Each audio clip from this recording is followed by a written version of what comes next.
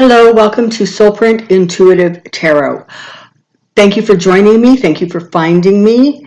I really appreciate it. So just a quick note about the video I just did called Let's Follow the Money about, Trump, Maxine Waters, the Financial Services Committee. I was so excited to do the reading that I actually forgot to plug in my secondary mic. So, but it was too good a reading to even attempt to redo or to duplicate. So turn up the sound. I apologize. I am so not tech savvy. It's like embarrassing. Okay, so I have a question. And this question has to do with Trump firing the company who was doing the polling for him. He didn't like what they had to say, and what they had to say was he was tanking badly everywhere.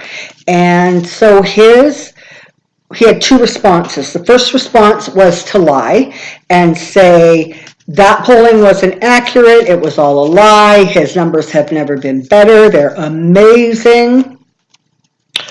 And the second way he handled it was he fired the company that was doing it. So this is kind of the thing, right? People who do work for him, people, lawyers, accountants, tie makers, I don't know. They should by now all understand that what Trump does is he shoots the messenger. If he doesn't like what you're saying to him, it's your fault, it's your problem, and you're gone. So, let's do a little bit of a quick reading here on kind of the behind the scenes look there. What was going on there? How did Trump actually react to these poll numbers? I want to know. As horrible and devastating and really sad as this whole situation is with Trump, I bet the number of people who say to themselves, God, I wish I was a fly on the wall, has really probably dramatically increased since he took office. Okay, so a couple more shuffles, and let's see what we can find out on Trump's reaction to the polling numbers. Let's give it one more shuffle, and then we're going to cut the deck and see what we find out. Okay, here we go. Okay, so Trump's reaction to polling numbers. Trump's reaction to polling numbers. Trump's reaction to polling numbers.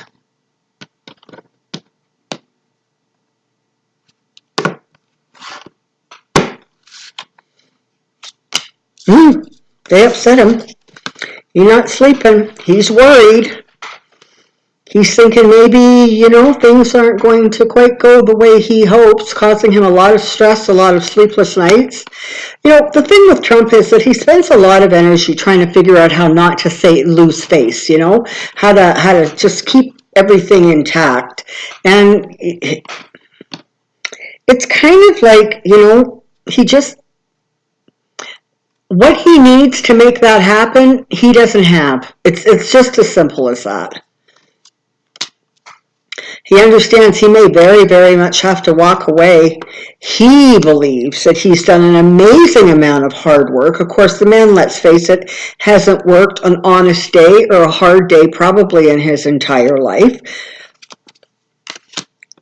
And again, he is looking into the future and trying to figure out how to spin this, how to, increase what he can do after he leaves the office.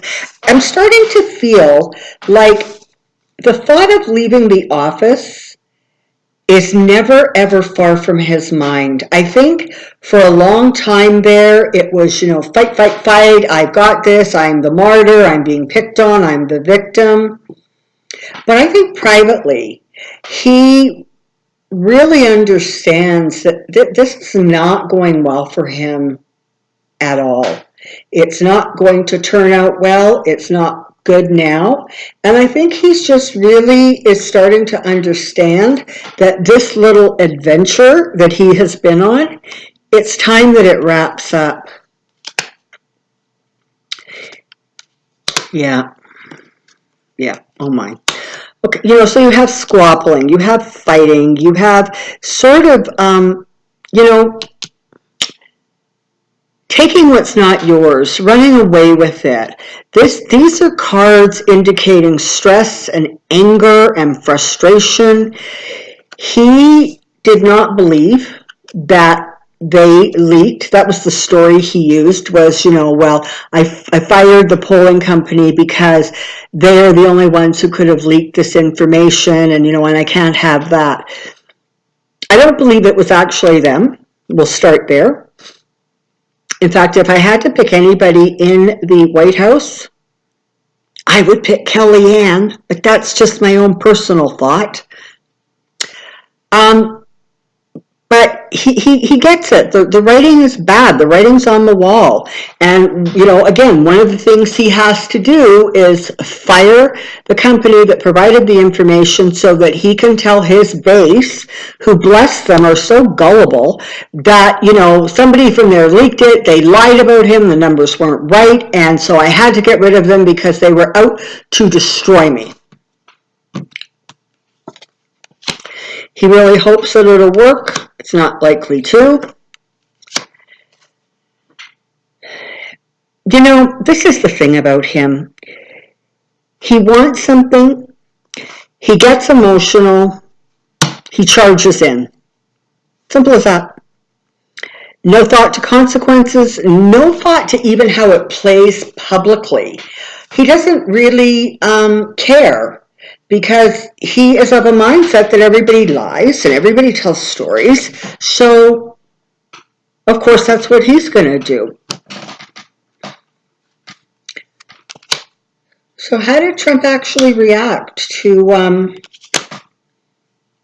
kind of these secrets being let out?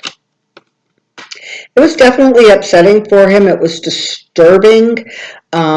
Again, a lot of emotions, feeling like the White House is against him, that, he's not in a safe environment. He feels a little bit threatened. He wanted to sort of drag out or stretch out that information that came out.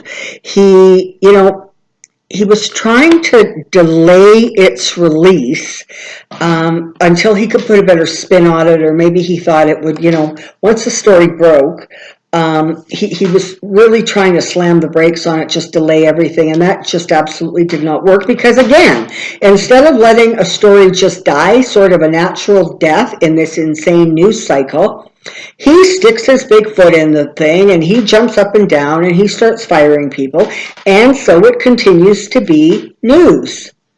I just don't get these basic things that he just can't. Oh, there we go, another devil card. And another tower card. If you saw my last reading, you know what I said about the devil and the tower and death. I'm not joking. They just come up so consistently. It's mind-boggling. It's just simply mind-boggling. Again, so delusions, right? He tells himself these stories. He tells them to himself 3 times, 5 times, 10 times. By the time he's repeated it to himself 20 times, he absolutely believes it's the truth. I mean, whatever the delusional story is, he has convinced himself, at least publicly, that what he now believes and what his version of the story is the truth. This also is not going to be particularly good news. It's made him look absolutely foolish. It has shaken the Trump re-election campaign. That group of people who, when he doesn't want them, when he needs to get them out of the White House, but he doesn't really want them to go anywhere because they know too much, they have too much dirt on them, so he sends them off to the Trump re-election campaign and pays them an exorbitant amount of money to just never show up to work and be quiet. Wow. Wouldn't we just all love a job like that? Honestly, I'll just carry on with my life. You pay me like $40,000 a month, and I'm good. I'm golden. I don't have to actually do anything. I'm good. How come you don't see jobs like that in the want ads? Okay. He's in trouble, folks. He's just in trouble. He doesn't like it. It has shaken up the Trump for re-election committee, because they start, whatever story they were telling themselves, it's starting to really look at the writings on the wall, and some of this stuff they cannot spin. They even to themselves, they are recognizing that this is not a good situation. He's not in a strong position, and he's not likely to be able to maneuver himself into a strong position. So, I guess if I had to sum up this reading, it would be with these three cards. He's delusional, and it's not going to end well for him. His whole campaign was never built on anything solid or strong. He attached himself to the wrong kind of people, both politically, financially, morally, and eventually all things come back, and there's a price to be paid. So I hope you found that helpful. I really, really enjoyed doing these readings for you. I'm so glad that they're slowly finding their audience. Please like, subscribe, share, tell your friends. I'm so grateful for every view, every comment, every subscriber. Thank you so very much for finding me, joining me, and giving me a shot and listening to what I have to say. I will see you again soon. Take care and be well now. Bye-bye.